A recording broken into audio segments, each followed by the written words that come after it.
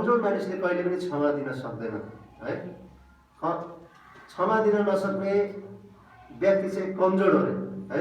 र क्षमा दिने व्यक्ति चाहिँ शक्तिशाली मानिस हो र महान व्यक्तिले क्षमा प्रदान गर्छ र चाहिँ महात्मा गान्धीले भन्नुभएको थियो। र आजको टपिकमा हाम्रो परमेश्वर क्षमाको मूल हुनुहुन्छ, क्षमा गर्नुहुने परमेश्वर हुनुहुन्छ। हामीले प्रस्थान 34 को 6 र 7 मा पढेका छौँ। परमप्रभु टिठाउनुमा भरिपूर्ण र दयालु परमेश्वर हुनुहुन्छ, जो क्रोध गर्नमा ढिलो र प्रेम र विश्वासतामा प्रशस्त हुनुहुन्छ। उहाँ परमेश्वर क्रोध गर्नमा ढिलो हुनुहुन्छ, उहाँ परमेश्वर टिठाउनुमा भरिपूर्ण हुनुहुन्छ, अनि असल परमेश्वर, अनि दयालु परमेश्वर र प्रेम र विश्वासताका परमेश्वर भनेर चाहिँ हामी बाइबलमा हामी धेरै ठाउँ पाउँछौँ। र हाम्रो परमेश्वर चाहिँ क्षमाको मूल, सबैभन्दा मूल परमेश्वर क्षमाको परमेश्वर हुनुहुन्छ। र क्षमादान परमेश्वरको अनुकम्पा र उहाँको अनुग्रहको कार्य हो है। उहाँको अनुकम्प, परमेश्वरको अनुकम्पमा तपाईँ र म चाहिँ हामी जुन मैले अघि भने क्षमा कुनै व्यक्तिले कमाउन सक्दैन। हामीले कसैको विरोधमा गल्ती गर्यो भने क्षमा दिने चाहिँ त्यो व्यक्तिले दिने इच्छा गर्नु भएन भने त्यो क्षमा हामी कमाउन सक्दैनौँ। हामी क्षमादान चाहिँ प्राप्त गर्नलाई हामीले चाहिँ क्षमा याचना गर्न सक्छौँ, तर क्षमा कमाउन सक्दैनौँ र क्षमालाई किन्न सक्दैनौँ। र परमेश्वर अनुकम्पले भरिपूर्ण हुनुहुन्छ र उहाँको अनुग्रहको कार्य चाहिँ क्षमा गर्नु हो। र हामीले एफएसी 2:4 र 5 मा पढेका छौँ कि परमेश्वर कृपामा धनी हुनुहुन्छ, कि उहाँले हामीलाई त्यो प्रेमद्वारा प्रेम गर्नुभयो, कि हामीलाई चाहिँ हाम्रा सबै अपराधहरू क्षमा गरिदिएर हामीलाई अनुग्रहमा हामीलाई चाहिँ उहाँले चाहिँ धनी बनाउनु भयो, उद्धार गर्नुभयो। र भजन सङ्ग्रह 130 को 4 पदमा म पढ्न चाहन्छु। भजन सङ्ग्रह 130 को 4 पदमा यसरी लेखिएको छ,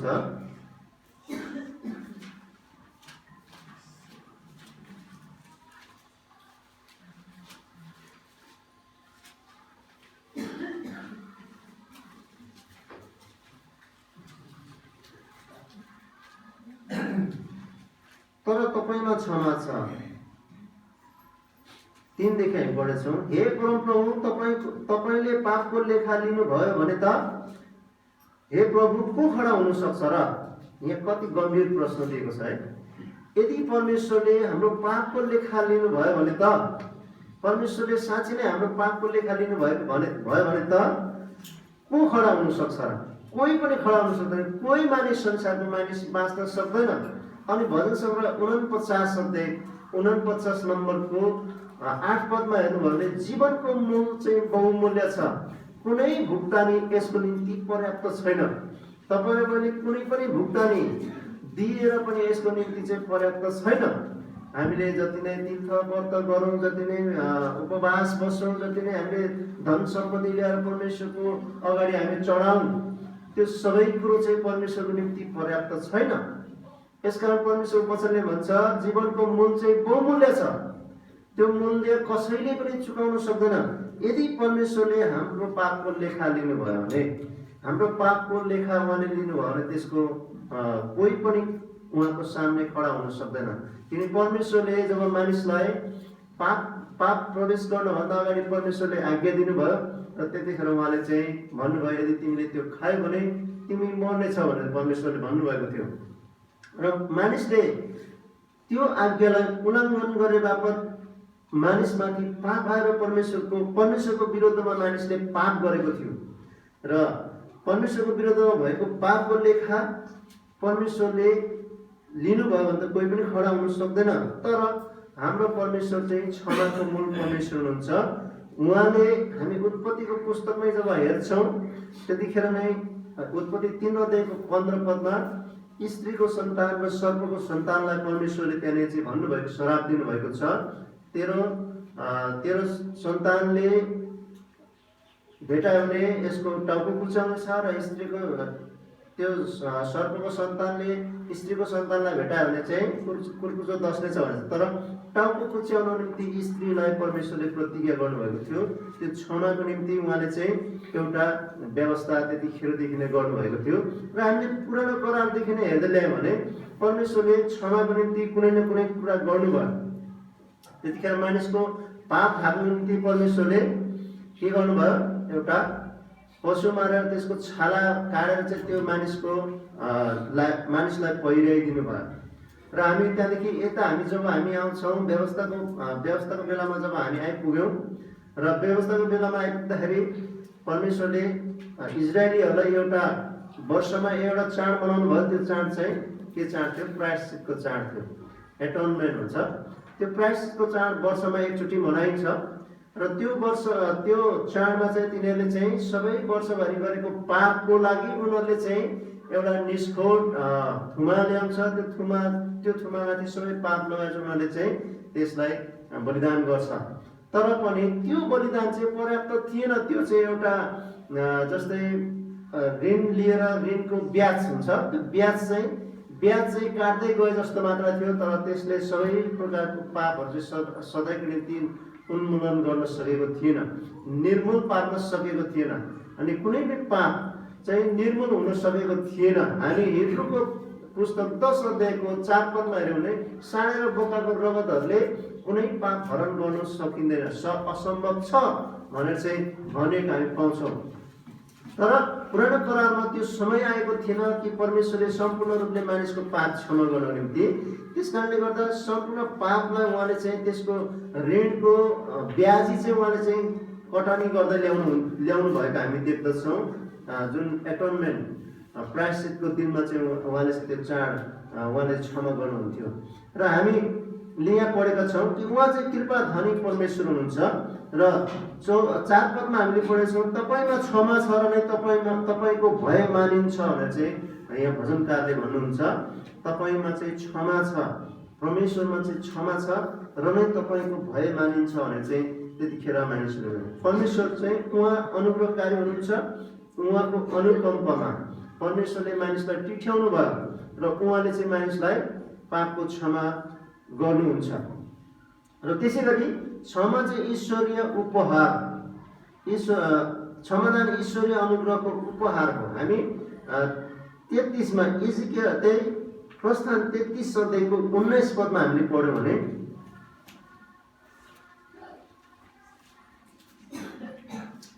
प्रस्थान 33 अध्यायको 19 पदमा पढ्यौँ भने परमेश्वरले क्षमा दिनु चाहने व्यक्तिलाई क्षमा दिनुहुन्छ र नचाहनेहरूलाई उहाँले चाहिँ क्षमा दिनुहुन्न।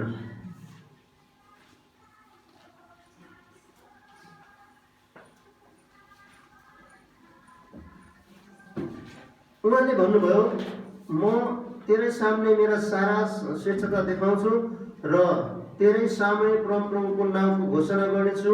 जसलाई म अनुग्रह गर्न चाहन्छु त्यसलाई म अनुग्रह गर्नेछु, जसलाई म कृपा देखाउन चाहन्छु त्यसलाई म कृपा देखाउनेछु।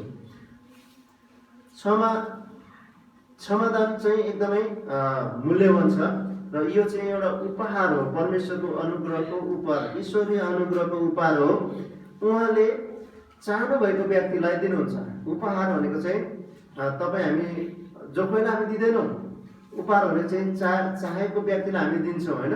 तपाईँ हामी सबैलाई थाहा छ, हामी सबैलाई चाहिँ हामी उपहार बाँड्दै हिँड्दैनौँ।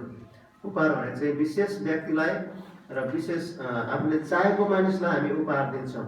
र परमेश्वरले यो क्षमादान पनि एउटा उपहार जस्तो हामी पाउँछौँ, जो चाहिँ परमेश्वरले जसलाई उहाँले चाहनुहुन्छ त्यस व्यक्तिलाई परमेश्वरले दिनुहुन्छ। र परमेश्वरले अब्राहमलाई चुन्नुभयो र परमेश्वरले अब्राहमलाई चुन्नुभयो, त्यसबाट चाहिँ एउटा ठुलो जाति म खडा गर्नेछु भनेर भन्नुभयो। र उहाँलाई अब्राहम चाहिँ एकदमै धनी भएकोले, एकदमै राम्रो भएको, परमेश्वरको भय मान्ने भएको व्यक्ति भएकोले गर्दाखेरि परमेश्वरले अब्राहमलाई चुन्नु भएको होइन। तर परमेश्वरले अब्राहमलाई उहाँको अनुग्रह दिनुभयो र उहाँलाई चुन्नुभयो। त्यसरी नै इजरायल जाति उहाँबाट चाहिँ खडा गर्नुभयो। र तपाईँ र हामी पनि परमेश्वरले हामीलाई चुन्नु भएको थिएन भने हामी परमेश्वरको राज्यभित्र हामी आउन सक्ने थिएनौँ। प्रियहरू, हामी देख्न सक्छौँ संसारमा धेरै मानिसहरू छन् संसारमा धेरै जातिहरू छन्, धेरै बुद्धिमानीहरू छन्, धेरै खुबीवानहरू छन्, धेरै पढाइ लेखाइ भएका मानिसहरू छन्, विद्वानहरू छन्, धेरै धेरै बलिया मानिसहरू छन्, सक्षम व्यक्तिहरू छन्। तर पनि परमेश्वरले तपाईँ र मलाई चुन्नु भएको छ र यो चाहिँ परमेश्वरको उपहार अनुग्रहद्वारा तपाईँ मलाई धर्मी ठहराउनु भएको छ। हामी धर्मी भएको कारणले गर्दा परमेश्वरले हामीलाई चुन्नु भएको होइन। हामी योग्य भएकोले गर्दाखेरि परमेश्वरले तपाईँ र मलाई चुन्नु भएको होइन। हामी यो भएको खुबी र क्षमताले गर्दा परमेश्वरले तपाईँ र मलाई बोलाउनु भएको होइन। प्रियहरू, तपाईँ र मलाई परमेश्वरले आफ्नो उपहार दिन हामीलाई चाहिँ चुन्नु भयो। तपाईँ र मलाई क्षमादानको उपहार परमेश्वरले दिनुभएको छ र हाम्रो परमेश्वर चाहिँ क्षमादानको मूल हुनुहुन्छ। हाम्रो परमेश्वर जुन क्षमा गर्नुहुने परमेश्वर हुनुहुन्छ, उहाँले क्षमा गर्नुभयो तपाईँ र मलाई। त्यसै गरी क्षमादानले उहाँको न्यायलाई चाहिँ पन्छाउँदैन है। परमेश्वरले क्षमा दिनुभयो, तपाईँ र मलाई क्षमा दिनुभयो भन्दैमा, अथवा कुनै जातिलाई परमेश्वरले क्षमा दिनुभयो भन्दैमा परमेश्वरले त्यसको दण्ड चाहिँ पूर्ण रूपले खारेज गर्नुभयो भन्ने कुरा आउँदैन है। परमेश्वर चाहिँ धर्मी परमेश्वर हुनुहुन्छ, परमेश्वर चाहिँ न्यायी परमेश्वर हुनुहुन्छ, परमेश्वर सत्य परमेश्वर हुनुहुन्छ।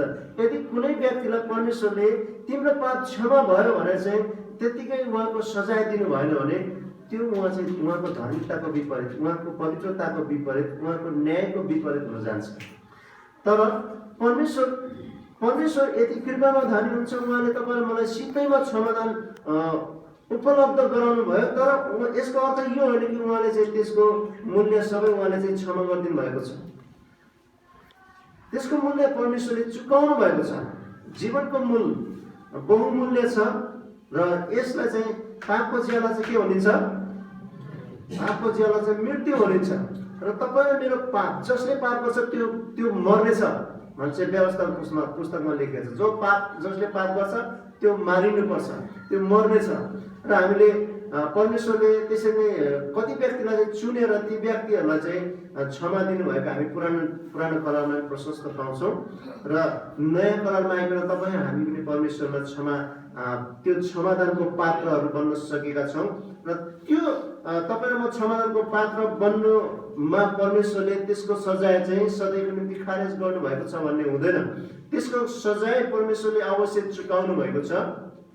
किनकि बलिदान बिना हिब्रू 9 अध्यायको 22 पदमा लेखिएको छ,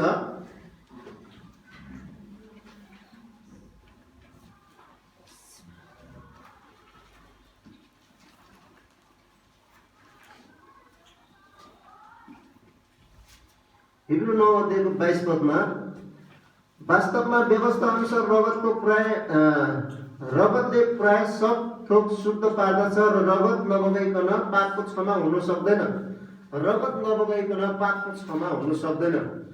र व्यवस्थाको पुस्तकमा पुरानो कालमा पनि हामी देख्दछौँ कि रगतले सबै कुरो शुद्ध पार्दछ। तर त्यो सबै कुरा शुद्ध पारेर त्यसले सम्पूर्ण रूपले निर्मूल पार्न सकेन, सम्पूर्ण रूपले त्यसको जरा उखल्न सकेन। र हामी हिब्रूको पुस्तकमा 9 अध्याय 9 र 10 मा पढ्दै आउँदाखेरि सारी ती पूजारीहरूले चाहिँ के गर्थ्यो? मन्दिरमा आएर चाहिँ भेडा र बोकाको रगतहरू लिएर परमेश्वरको उपस्थितिमा जान्थ्यो। वर्षै पछि चाहिँ के गर्नको निम्ति सबै मानिस समुदायको पापलाई प्रायश्चित गर्न निम्ति त्यो महापवित्र स्थानभित्र एकचोटि त्यो महापुजारी प्रवेश गर्नुहुन्थ्यो भेडाको थुमाको रगत लिएर। अनि त्यो थुमाको रगत चढाइकन चाहिँ सारा मानिसको पापको प्रायश्चित गर्नुहुन्थ्यो। तर त्यसले सम्पूर्ण रूपले निर्मूल पापले सबै पाप चाहिँ त्यसले चाहिँ हरण हुन सकेन, उखेलिन सकेको थिएन। त्यस कारणले गर्दा परमेश्वरले आफ्नो पुत्र येशू ख्रीष्टलाई संसारमा पठाउनु भयो र उहाँद्वारा चाहिँ हाम्रो सारा पापलाई चाहिँ उहाँले खारेजी गर्नु। प्रभु येशू ख्रीष्ट आइकन प्रभु येशू ख्रीष्ट यस संसारमा हुनुहुँदाखेरि उहाँले चाहिँ अन्तिम भोज खाने बेलामा मत्ती 26 देखि 28 मा के भन्नुभयो? उहाँले चाहिँ रोटी लिएर भन्नुभयो, यो मेरो शरीर हो, यो मेरो सम्झनाको निम्ति खाने गर। अनि त्यस पछाडि उहाँले कचौरा लिएर भन्नुभयो, यो मेरो नयाँ करारमा भएको मेरो रगत हो, जो धेरैको पाप प्रायश्चितको निम्ति बहाइन्छ। धेरैको पाप प्रायश्चितको निम्ति बहाइन्छ। पाप प्रायश्चितको निम्ति चाहिँ थुमा प्रभु येशू ख्रीष्टले रगत बगाउनु भयो र उहाँले सबै दण्ड चाहिँ उहाँमाथि राखिदिनु परमेश्वरले। 2 कोरिन्थी 5 अध्यायको 20 पदमा हामी जब पढ्छौँ,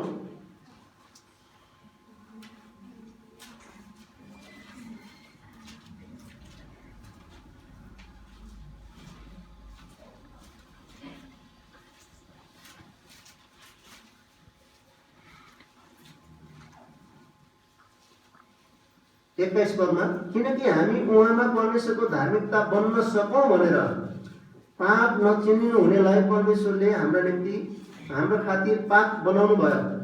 परमेश्वरले ख्रीष्ट येशूमाथि सबै मानिसको पापको सजाय चाहिँ उहाँमाथि लगाइकन तपाईँ र मेरो निम्ति क्षमा चाहिँ उहाँले चाहिँ किन्नु भयो है।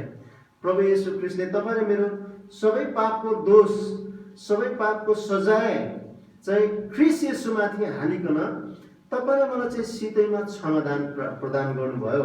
र यो उहाँको जुन क्षमादानले उहाँको जुन न्यायलाई पन्छाउँदैन, उहाँको न्याय ख्रीष्टको न्याय, ख्रीष्टको पवित्रताको न्याय, पवित्र उहाँको धार्मिकताको न्याय पनि पुरा भएको छ र मानिसको पाप पनि क्षमा भएको छ। हामी त्यो कुरा हामी पाउन सक्छौँ। र हिब्रू 10 को 12 मा यहाँ यसरी लेखिएको छ,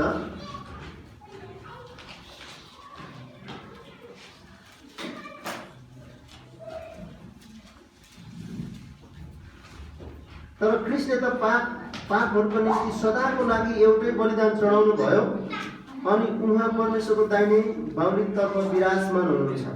ख्रीष्टले सबैको पापको निम्ति उहाँले चाहिँ बलिदान चढाउनु भयो अनि उहाँद्वारा तपाईँ र मलाई क्षमा प्रदान गर्नुभएको छ।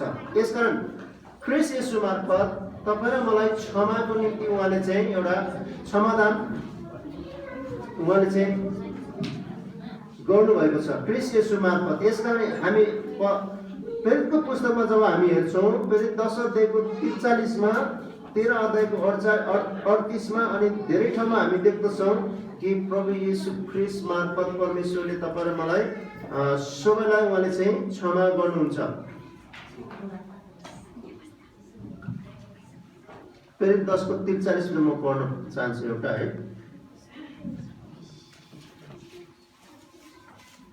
प्रेरित 10 को 43 मा, सबै अगमवक्ताहरूले उहाँकै गवाही दिएका छन् कि उहाँमाथि विश्वास गर्ने प्रत्येकले उहाँद्वारा पाप क्षमा पाउँछ। र विगत काल पुरानो कालमा पाप क्षमा गर्ने निम्ति भविष्यवाणी गरिएका थिए र पाप क्षमा चाहिँ प्रभु येशू ख्रीष्टमा आइकन सम्पूर्ण रूपले पाप क्षमाको कार्यहरू प्रभु येशू ख्रीष्टले पुरा गर्नुभयो। हामी कोलोसी 1 अध्यायको 14 पदमा पाउँछौँ र एफएसी अघि हामीले पढे एफएसी 1 अध्यायको 7 पदमा हामी पाउँछौँ प्रभु येशू ख्रीष्टद्वारा तपाईँ र मेरो सबै पापहरू परमेश्वरले क्षमादान गर्नुहुन्छ। र अब कुरो रह्यो कि तपाईँ र म के तपाईँ र मैले क्षमादान पाएका छौँ? ख्रीष्ट परमेश्वर हाम्रो क्षमादानको मूल हुनुहुन्छ। उहाँले तपाईँ र मलाई क्षमा गर्नुहुन्छ। उहाँ कृपामा धनी हुनुहुन्छ। यसको अर्थ यो होइन कि तपाईँ र मलाई उहाँले चाहिँ हाम्रो उहाँको क्षमादान चाहिँ उहाँले चाहिँ त्यत्तिकै फ्रीमा दिनुहुन्छ। तपाईँ र मैले चाहिँ उहाँमाथि त्यो चाहँदैन भने त्यो क्षमा हामीले नपाउन सक्छौँ।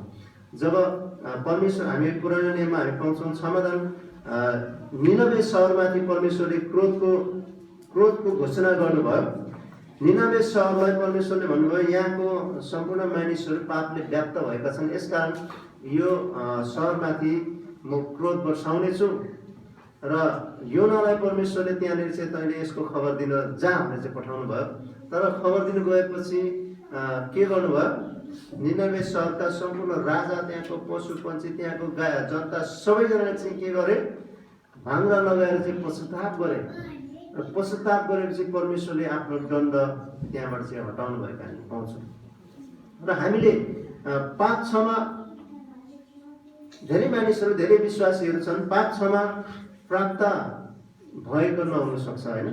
हामी कति सेल्फ राइचियस भन्छ, पाप क्षमाको बाधाहरू चाहिँ हामी स्वधार्मिकता होइन, हामी आफै धार्मिकता हामी बन्न सक्छौँ। हामीले चाहिँ परमेश्वरमा कुनै पश्चाताप, हाम्रो विनम्रता हामीले दीनता परमेश्वरमा हामीले प्रकट गरेका छैनौँ भने परमेश्वरले तपाईँ र मलाई सिधैमा पाप क्षमा दिनुभए तापनि उहाँले त्यो तपाईँ र मैले प्राप्त गरेको नगरेको हुनसक्छ।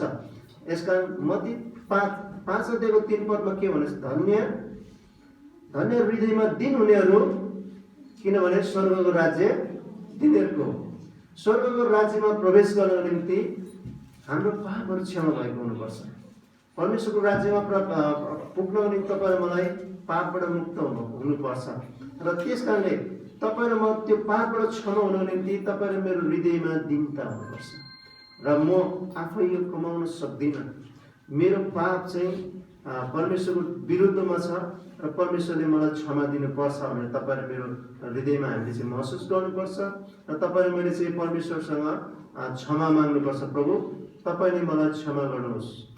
हामीले क्षमा मागेका छौँ भने परमेश्वरले हामीलाई क्षमा गर्नुहुनेछ।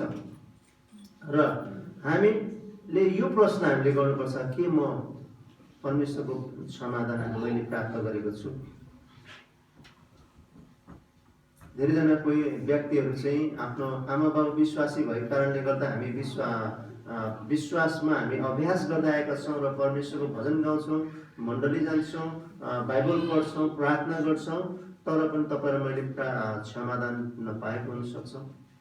क्षमादान चाहिँ व्यक्तिगत हो। परमेश्वरमा तपाईँ र मैले चाहिँ व्यक्तिगत रूपमा परमेश्वरको अगाडि जानुपर्छ, परमेश्वरसँग भन्नुपर्छ, प्रभु मलाई तपाईँको क्षमादान दिनुहोस्। परमेश्वर क्षमादानको मूल हुनुहुन्छ। उहाँले तपाईँ र मलाई सिधैमा क्षमादान दिनुहुन्छ। उहाँले हाम्रो क्षमादानको बलिदान चाहिँ येशू ख्रीष्टमाथि उहाँले गरिसक्नु भएको छ। ख्रीष्ट येशू मार्फत तपाईँ र मलाई चाहिँ क्षमा दिनुहुन्छ। त्यसकारण यो वर्ष तपाईँ यो महिनामा हामी यो सोचौँ कि मानिस जातिको क्षमादान, मानिसलाई क्षमा दिनुहुने परमेश्वर मूल, क्षमादानको मूल चाहिँ उहाँ परमेश्वर हुनुहुन्छ। उहाँ परमेश्वरले सबै मानिसलाई क्षमा गर्नुहुन्छ जसले आफ्नो पश्चाताप गर्छ, जो उहाँका विश्वासद्वारा आउँछ, जसले आफ्नो पापलाई स्वीकार गर्छ, जसले उहाँमाथि विश्वास राख्दछ र उहाँमाथि भर पर्दछ, ती मानिसलाई परमेश्वरले क्षमा दिनुहुन्छ। र त्यो क्षमादान तपाईँ र मैले पाएको छौँ कि छैनौँ? पाएको छैनौँ भने हामीले त्यो क्षमादान प्रभुको अगाडि जाउँ र प्रभुले हामीलाई क्षमा दिनुहुन्छ। र उहाँको क्षमादान चाहिँ हामीले कुनै राम्रो काम गरे बापत पाइने होइन। तपाईँ र मैले प्रभुको निम्ति राम्रो भजन गाउन सक्छौँ होला, प्रभुको निम्ति हामी राम्रो कामहरू गर्न सक्छौँ होला, प्रभुको निम्ति तपाईँ र मैले धेरै कुराहरू दिन सक्छौँ होला, तर त्यो दिएको बापत, तर तपाईँ र मैले गरेको बापत, तपाईँ र मैले कुनै भजन गाएको बापत तपाईँ र मैले क्षमादान प्राप्त गर्न सक्दैनौँ।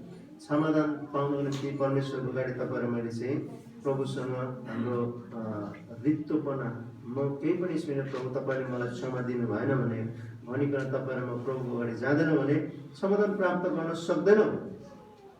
र हामीले आफैलाई जाँचौँ कि जसरी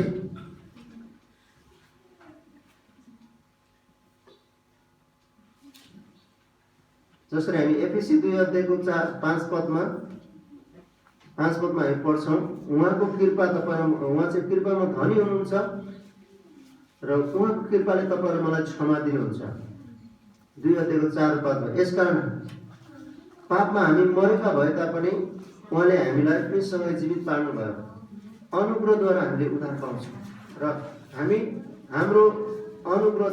हाम्रो उद्धार चाहिँ हामीले आफै कमाउन सक्दैनौँ। अनुग्रहद्वारा ख्रीष्ट येशूमा हामीले चाहिँ उद्धार पाउन सक्छौँ र ख्रीष्ट येशूसँगै जीवित पार्नुहुन्छ। ख्रीष्ट येशूसँग जीवित छैन भने हामी मरेका छौँ, पापमा हामी मरेका छौँ।